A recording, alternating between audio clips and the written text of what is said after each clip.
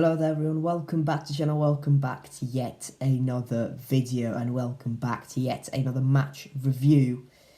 It is Bristol City 1, Sheffield United 1.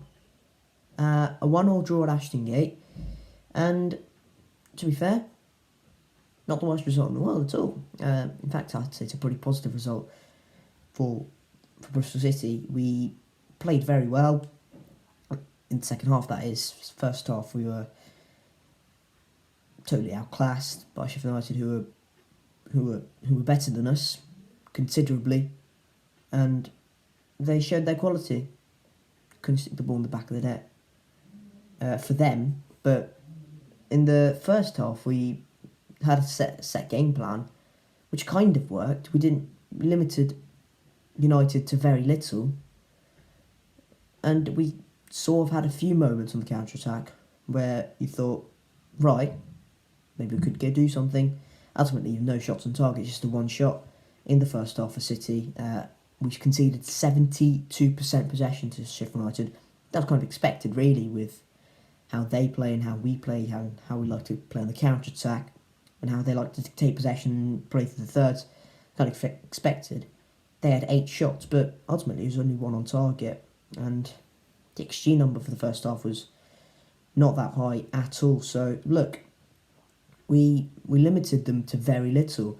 They had that one opportunity with Morgan Gibbs-White where he was played in through, I think it was Element and Die, played it through on the right hand side of the box, 6-yard box. He hits a shot and it's saved with the foot of Dan Bentley.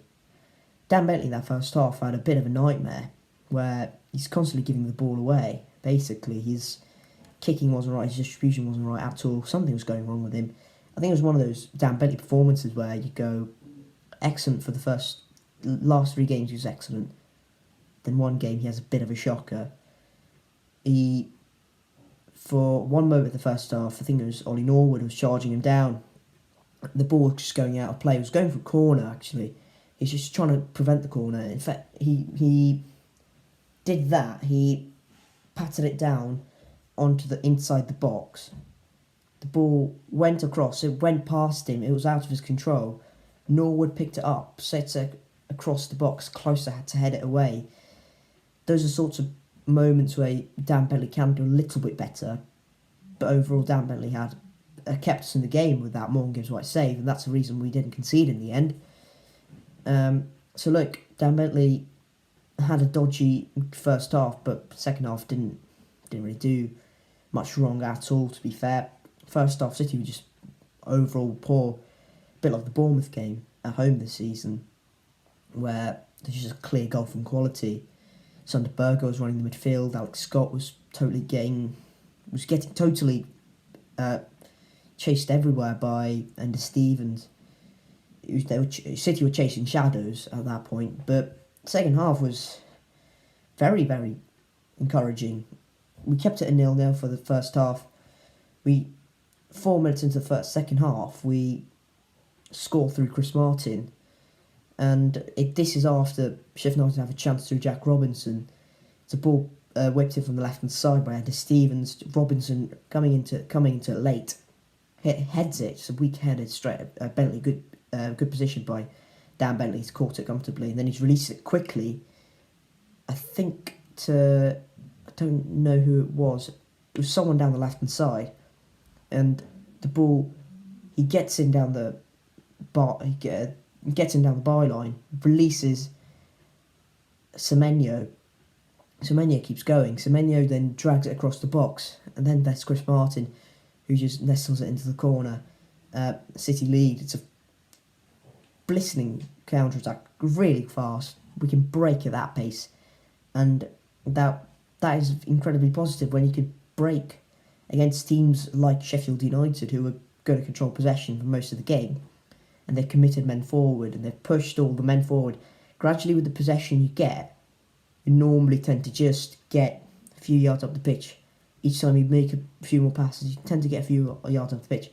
That's why counter-attacking against a team like Sheffield United was so critical to our game plan, and it's been very critical all campaign, really. Sometimes it's worked, sometimes it hasn't. go figure, the game against Barnsley, we tried to counter-attack, it didn't work at all because Barnsley knew what we were trying to do. They didn't have a fixed set of playing, didn't have a set style of playing. They altered it a bit, and they won the game comfortably 2-0. But this time, Sheffield United, they're so indebted to playing this way. Played this way under Slavica Jokanovic at the start of the season, played this way under Paul Heckingbottom now. Possession-heavy side. And we caught them out on counter-attack multiple times, numerous times. It was rather enjoyable. Until Morgan Gibbs-White then proceeded to score on the 60th minute. It was a ball into the box. It was caught by Andy Stevens. It's trapped down by Andy Stevens. Hits a shot, saved by Bentley, parried out, but on the up to Morgan Gibbs-White. Cundy almost just jumps away from it. The ball's not even gone to anyone. He just kind of jumps away from it for some reason, and he doesn't try and go for it. Alex Scott then has to charge across. Morgan Gibbs-White, nicely, hits the volley on like this. Not really scissor kick, more of a half scissor kick. Hits it into the empty net. Bentley's on the floor. It's a good finish by Morgan Gibbs-White. Sky Sports on their Twitter described it as sensational. I wouldn't. God, I can't speak today. They described it as sensational. I wouldn't. But it was pretty decent. And look, they should have scored up to that point. They should have scored a few more goals. They had no strikers fit. Ollie McBurney, not fit. Billy Sharp, not fit. Rhian Brewster, not fit. David McGoldrick, not fit. They had no strikers. Daniel Jebison is their only fit striker. He's 18. So Morgan Gibbs-White kind of relieved some of the pressure off Blades then. And that was all she wrote in terms of goals. But what I want to talk about now is the injuries. 2 injuries that happened for City. Anton Semenyo came off on 70 for Nahki Wells, who came on, who should have scored, by the way, Nahki Wells. He had a chance where he was racing through on goal. I think it was 10 minutes with 10-15 minutes left. He was racing in on goal. It was 2 against 3. I think it was 3 against 1, wasn't it? Yeah, Nahki Wells was there with Andy Weimann and Chris Martin. And he cuts inside. He takes one man out. He leaves him for dead. Andy Weimann then makes a darting run on the right-hand side. He can release him earlier. Instead, he decides not to. Then goes back inside on the left-hand side.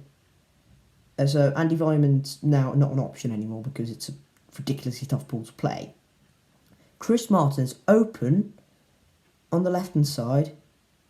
Instead, Nahki Wells decides to have a go with his weaker left foot, and it just doesn't come off. Chris Martin was free on the left-hand side of the box, very close to following him. All he has to do is just nestle it to Chris Martin, cushion it to Chris Martin, just pad it across, and he'll just bend it into the bottom corner.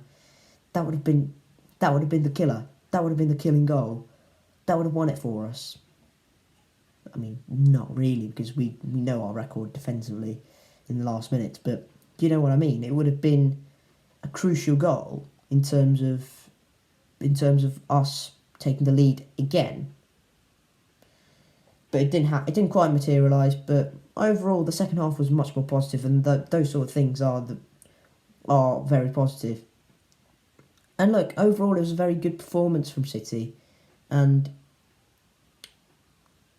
I think the whole game kind of epitomised, again, it definitely epitomised our whole season.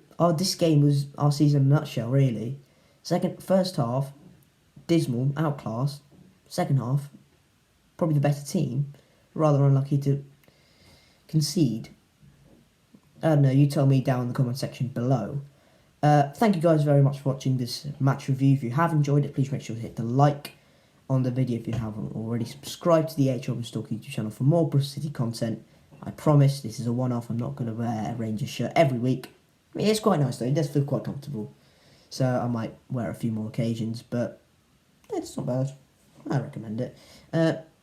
where was I? Subscribe to the channel if you haven't already for more Bristol City content. And yeah, comment down below your thoughts on Bristol City 1, Sheffield United 1. That was the final score at Ashton Gate this evening. See you later.